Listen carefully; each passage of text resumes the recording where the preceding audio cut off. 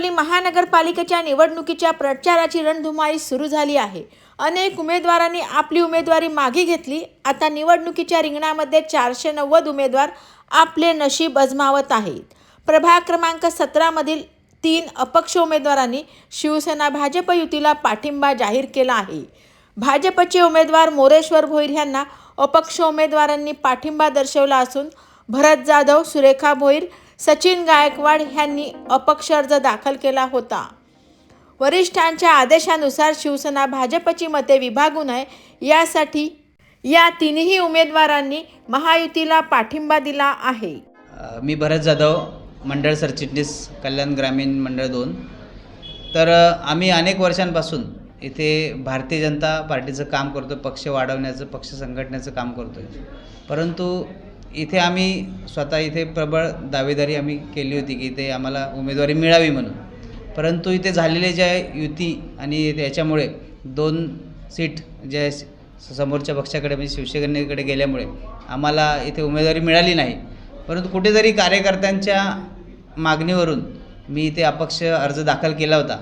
परंतु पक्षातील वरिष्ठांचा फोन आला, त्यांनी सांगितलं की आपल्याला युतीचं काम करायचं आहे आणि त्यांचाच आदेश पाळून आणि पक्ष आणि एकनिष्ठा म्हणून आम्ही इथे अर्ज आमचा माघार घेतलेला आहे आणि युतीला पूर्ण ताकदीनिशी आम्ही इथे काम करण्याचं इथे शब्द दिलेला आहे। मी सचिन मुकुंद गायकर, मी भारतीय जनता पार्टीचा पदाधिकारी असून मला तिकीट नाकारण्यात आली, कारण की 2च तिकीट असल्यामुळे काही कारणास्तव मला तिकीट नाही मिळाली। तर मी अपक्ष माझा उमेदवारी अर्ज दाखल केला होता, पण वरिष्ठांच्या म्हणण्यानुसार मी माझा अपक्ष उमेदवारी अर्ज मागे घेतला आणि महायुतीला जाहीर पाठिंबा करतो। सुरेखा विश्वास भोईर, मी भारतीय जनता पार्टीची कार्यकर्ती आहे।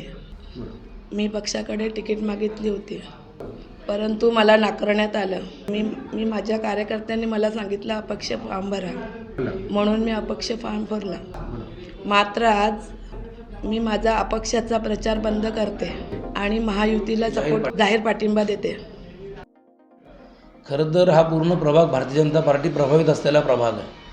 पक्षाकडे आमची मागणी होती की 4 उमेदवार या भारतीय जनता पार्टीलाच मिळाव्यात आणि त्या दिशेने भारतीय जनता पार्टीची भक्कम अशी या भागात तयारी होती। परंतु वरिष्ठ लेवलला ज्या काही वाटाघाटी घडल्या आणि भारतीय जनता पार्टीच्या पदरात दुर्दैवानं 2च जागा पडल्या, त्यामुळे आमचे बरेच इच्छुक उमेदवार नाराज होते। माझे सहकारी भरतजी जाधव हे सुद्धा इच्छुक होते आणि त्यांचं खूप चांगलं काम या भागामध्ये होतं, ते सुद्धा इच्छुक होते, त्यांनीसुद्धा अर्ज दाखल केलेला। परंतु त्यांनी युतीचा आदर करून तो फॉर्म मागे घेतला। आमच्या बहिणी सुरेखा विश्वास भोईर यासुद्धा तीव्र इच्छुक होत्या, त्या जिल्ह्यावर सचिव म्हणून काम बघत होत्या, त्यांनी देखील अर्ज दाखल केले। त्यांचा अर्ज कायम देखील होता, त्यांनी त्यांचा प्रचार देखील सुरू केलेला होता।